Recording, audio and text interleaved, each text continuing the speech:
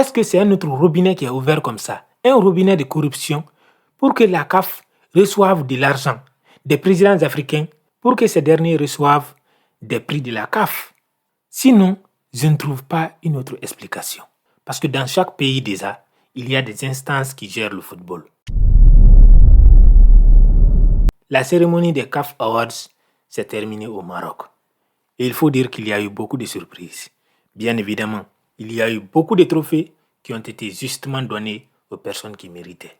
Mais il y a certaines nominations qui posent débat.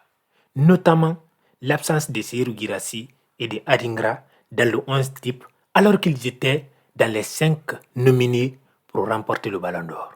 La CAF a manqué de respect à Guirassy. Guirassy cette année, c'était largement au-dessus de Mohamed Salah et de Victor Osimhen. Mais la CAF a choisi Osimhen dans son 11 type. Sur quoi ils se sont basés pour dire que quelqu'un qui n'était pas candidat dans le top 5 des meilleurs joueurs africains méritait quand même d'être dans le 11 des meilleurs joueurs africains. Mais quelqu'un d'autre qui était candidat pour être le meilleur joueur africain n'avait pas de place dans ce même 11. Ni Mohamed Salah, ni Osimhen n'étaient candidats pour remporter le Ballon d'Or. Mais tous les deux étaient parmi les 11 meilleurs de l'Afrique. C'est deux choses totalement contradictoires. Vous ne pouvez pas me dire que Koulibaly, mais aussi Onana, méritaient d'être là, alors que le meilleur gardien africain, le meilleur joueur interclub africain, était un gardien. Je n'ai rien compris. C'est-à-dire que on dit que le meilleur gardien du continent, mais aussi le meilleur joueur interclub, qui est aussi le même gardien, ne fait pas partie du 11 des meilleurs joueurs du continent. Qui m'explique ça? Qu'est-ce que André Onana a fait pour être meilleur gardien de l'Afrique dans son 11 type?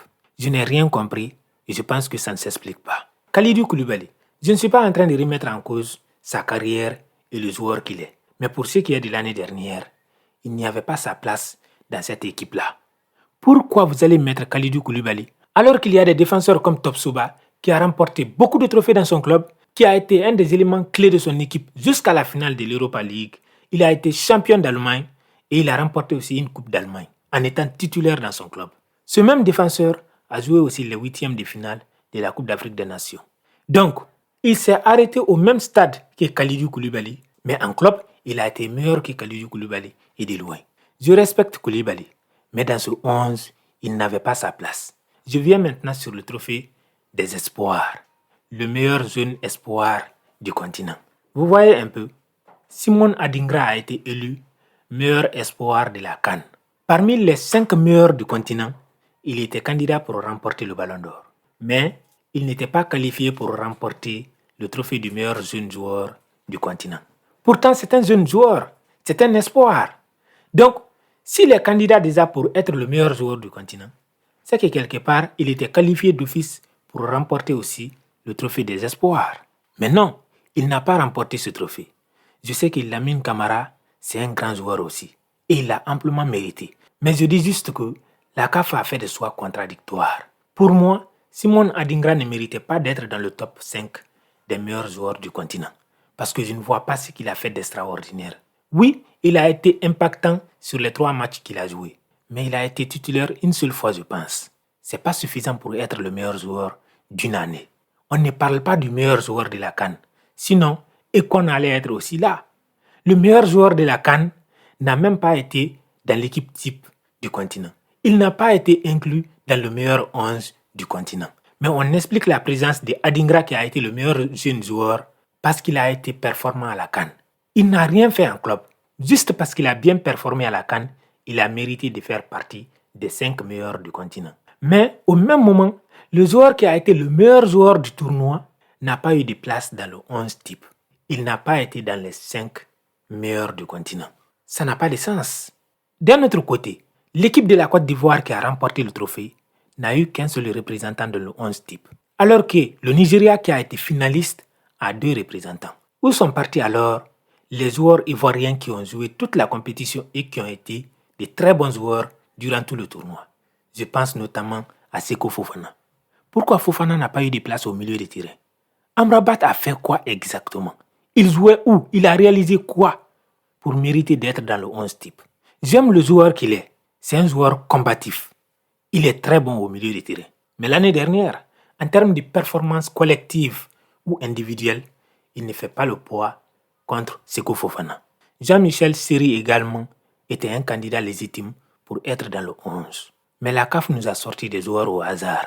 Un 11 choisi par affinité. Il n'y avait absolument aucune logique qui nous disait pourquoi tel joueur méritait d'être là et pas tel autre. André Onana, Khalidou Koulibaly, Sofiane Amrabat, Osimhen, Salah même limite, on peut dire qu'il a performé un peu. Même si comme Serhou Guirassy, il n'a pas fait une bonne CAN, et en plus de ça dans son club, il était souvent sur le banc, au point même où il a eu des problèmes avec son coach. Donc Salah l'année dernière n'a pas été du tout un joueur important pour son équipe, ni pour son équipe nationale, ni pour son club. Mais Osimhen, c'est encore pire. À Naples, c'était la catastrophe. Et une dernière chose que je n'ai pas aimée, c'est les récompenses pour les présidents. Les présidents de clubs ou les présidents de fédérations, je peux comprendre. Mais les présidents de la République, qu'est-ce qu'ils viennent faire dans le football? Moi, je m'interroge. Est-ce que sur le continent africain, nous sommes maintenant en train de pousser les chefs d'État à faire encore plus de corruption pour soutenir le football et apparaître dans le classement de la CAF ou alors être nominés pour recevoir un prix de la CAF?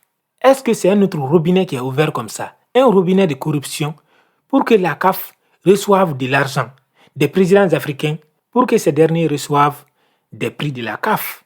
Sinon, je ne trouve pas une autre explication. Parce que dans chaque pays déjà, il y a des instances qui gèrent le football. Et les présidents de ces instances sont les symboles et les représentants des footballs des pays. Ces instances s'appellent les fédérations de foot. Mais maintenant, on veut aller encore plus haut. On veut aller directement s'attaquer au président. Les présidents doivent faire quoi pour gagner des prix de la CAF? C'est une question que je me pose. Mais ça, je n'ai pas la réponse. À chacun de nous de se poser les bonnes questions, de faire son analyse et d'émettre ses idées. Moi, je pense que nous sommes en train de partir dans la mauvaise direction. Je vous laisse écrire ce que vous pensez dans les commentaires. N'oubliez pas de partager cette vidéo à vos amis. Et surtout, si vous avez aimé celle-ci, je suis sûr que vous allez aimer celle qui apparaît ici également.